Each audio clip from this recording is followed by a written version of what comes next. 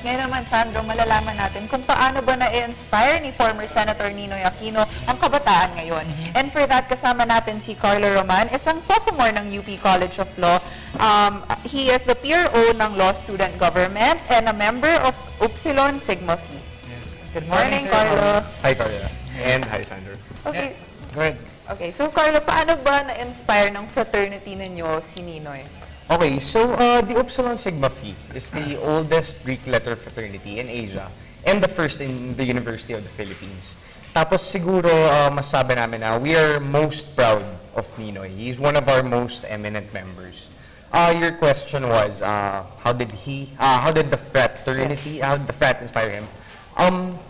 It was mainly when Ninoy was in the UP College of Law, he fraternity in 1950.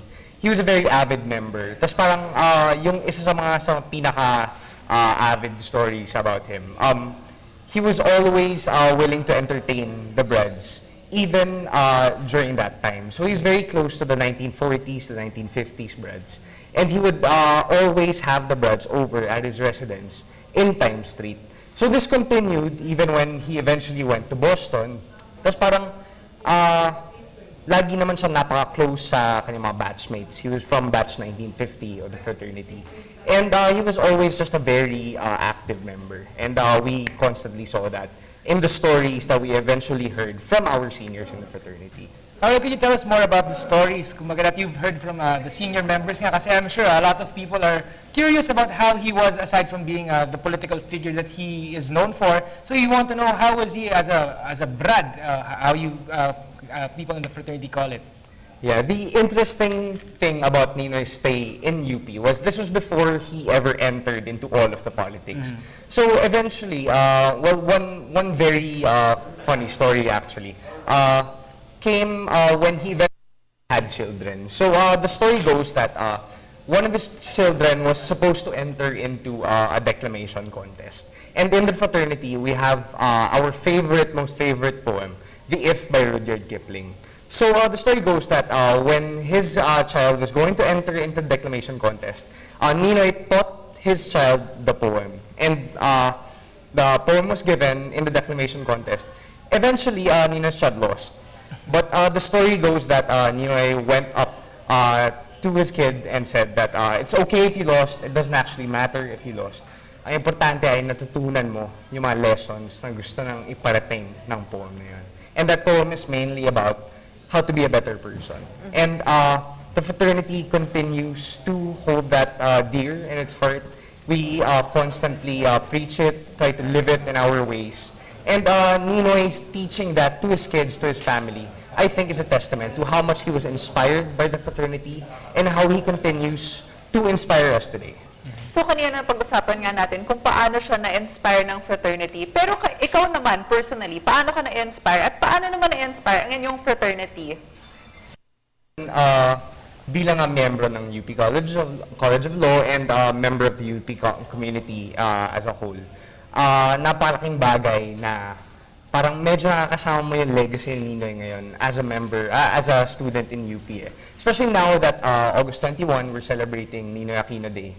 It's an annual thing, and we always make it a point in the Upsilon to have a university-wide campaign telling the people more about how he was as a Brad and how he continues to inspire us today.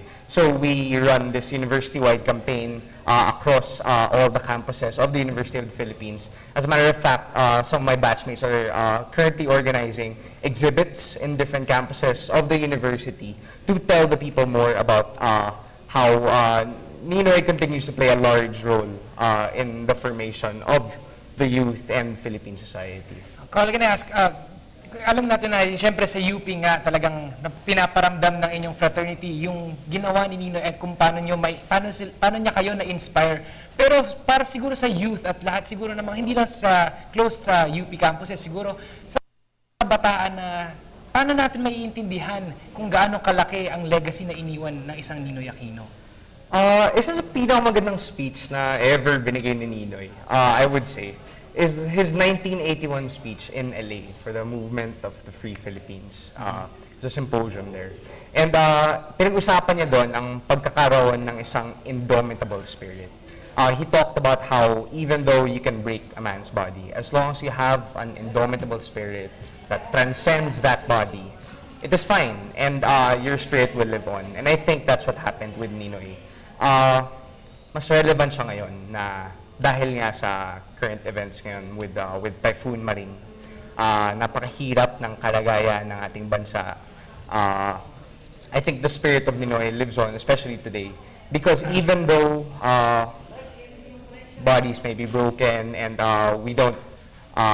we're having a hard time dealing with our physical, our material losses, the fact that Ninoy always inspires us to always go back to that indomitable spirit as a Filipino people continues to inspire us. And we'll see that within the next few people come together for all these relief drives and these evacuation centers. Lahat tayo, kahit na hindi natin aminin, na-inspire tayo ng legacy na iniwan ni Ninoy. Isang bagay na napag-isipan ko rin, heroism, di ba? We always talk about all our heroes, all our mga bayani natin, our national heroes. It's as much a matter of inspiration as it is about proximity. Kaya siguro napaka-relevant pa rin ni Ninoy up to this day, 30 years after his death. I think it's mainly because medyo malapit siya sa generation natin. Our generation, we were born in the 90s, the late 80s. We were a direct fruit of his efforts, diba? Of his sacrifice, his supreme sacrifice. Tayo yung nakakaranas ng benefits ng freedom na ng kalayaang pinaglaban niya, diba?